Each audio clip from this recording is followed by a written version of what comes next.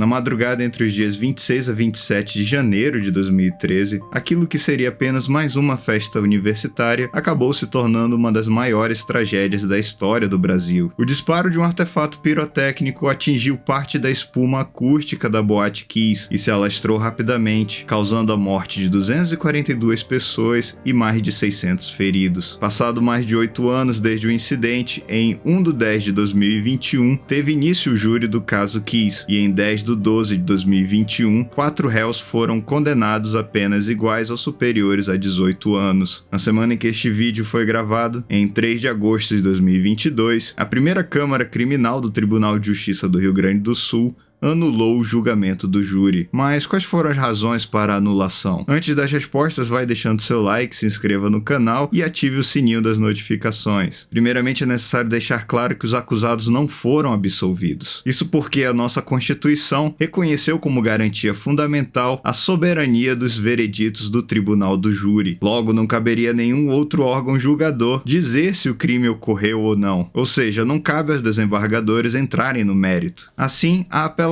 nos crimes de competência do Tribunal do Júri somente adentram nos aspectos formais ou naquilo que não é decidido pelos jurados. E foi justamente por irregularidades no processo que a primeira Câmara do Tribunal de Justiça do Rio Grande do Sul, por 2 votos contra 1, anulou o primeiro júri do caso Kiss. Vamos conhecer algumas dessas nulidades. Só lembrando que esse vídeo foi gravado antes da publicação do acórdão, então eu estou me baseando pelos debates dos desembargadores. Primeiro ponto, o juiz-presidente conversou em particular com jurados sem a presença de representantes do Ministério Público e dos advogados de defesa. É um dos princípios basilares do direito penal a imparcialidade do juiz, não sendo permitido que sua atuação se dê em favor de uma ou de outra parte. É só lembrar que a falta de imparcialidade foi um dos motivos para a anulação dos julgamentos do ex-presidente Lula, uma vez que ficou comprovado que o juiz do primeiro grau mantinha contato direto com o Ministério Público. Por caber somente a defesa e a acusação à produção de provas, é que existe no direito penal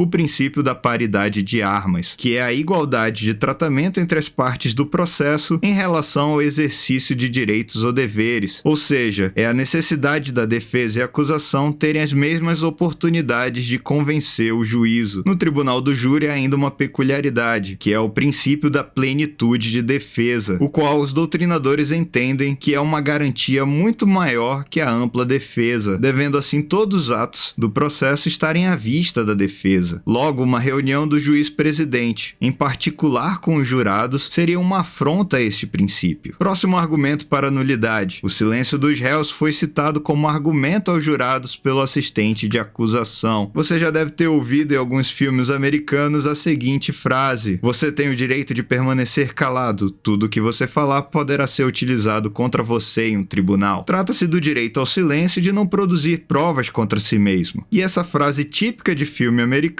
tem um nome específico. São os avisos de Miranda. Ficou assim conhecido por causa do julgamento Miranda versus Arizona, onde a Suprema Corte Americana absolveu um acusado que havia sido condenado com base em sua confissão, obtida sem que lhe fosse informado do seu direito ao silêncio e de constituir um advogado. Um ponto importante do direito ao silêncio é que ele não pode ser utilizado contra a pessoa. Trata-se de uma garantia prevista na Constituição Federal e que não pode vir a prejudicar o réu. Por essa razão, a sua utilização como argumento da acusação não encontra respaldo no nosso ordenamento jurídico. Vamos agora para a próxima irregularidade apontada. A escolha dos jurados foi feita depois de 3 sorteios e o último ocorreu fora do prazo legal. Essa foi a nulidade mais acentuada nos votos dos desembargadores. Nos artigos 432 em diante do Código de Processo Penal, está prevista as regras de sorteio dos jurados. Destaco aqui o artigo 433, que informa que o sorteio será realizado até completar o número de 25 jurados e que será realizado entre o 15º e o 10º dia útil antecedente à instalação da reunião. No caso da Boate Kiss, o sorteio foi realizado em 3 datas, sendo que a última foi realizada faltando menos de 10 dias úteis para a sessão, e em número superior aos 25 previstos no Código de Processo Penal. Assim se manifestou o desembargador Jaime Weingartner Neto. Esses atos assim praticados são atípicos.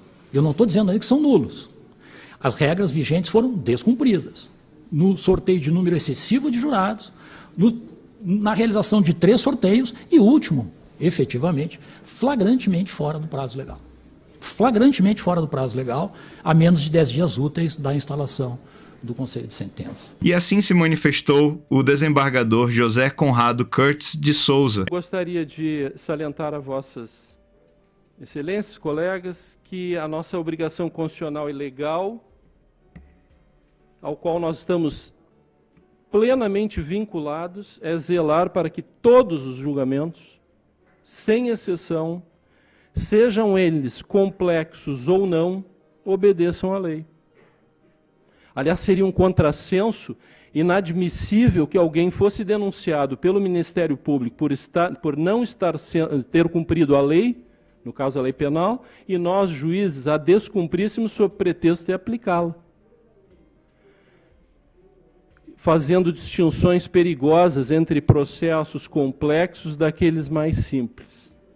Não há 2 códigos de processo penal. Outro ponto para a nulidade foi o uso de uma maquete 3D da Boate Kiss anexada aos autos sem prazo suficiente para que as defesas a analisassem. Segundo a defesa, uma maquete foi apresentada, mas que não era facilmente aberta por qualquer computador. Quando conseguiram acessar a maquete, questionaram a verossimilhança dela com a Boate Kiss, mas mesmo assim ela foi utilizada no processo. Sobre o assunto, cabe a leitura do artigo 479 do CPP. Durante o julgamento, não será permitida a leitura de documento ou a exibição de objeto que não tiver sido juntado aos autos com antecedência mínima de 3 dias úteis, dando-se ciência à outra parte. Este artigo encontra-se em harmonia com o já falado princípio da plenitude de defesa, devendo a defesa ter acesso em tempo razoável a todos os elementos de provas que poderão ser utilizados contra os acusados. Estes foram alguns dos argumentos para a anulação do primeiro tribunal do júri da Boate Kiss. Espero que essas informações lhe tenham sido úteis para compreender o caso, e não se esqueça de deixar o seu like e seu comentário aqui do que você achou desse caso. Abraços e até a próxima!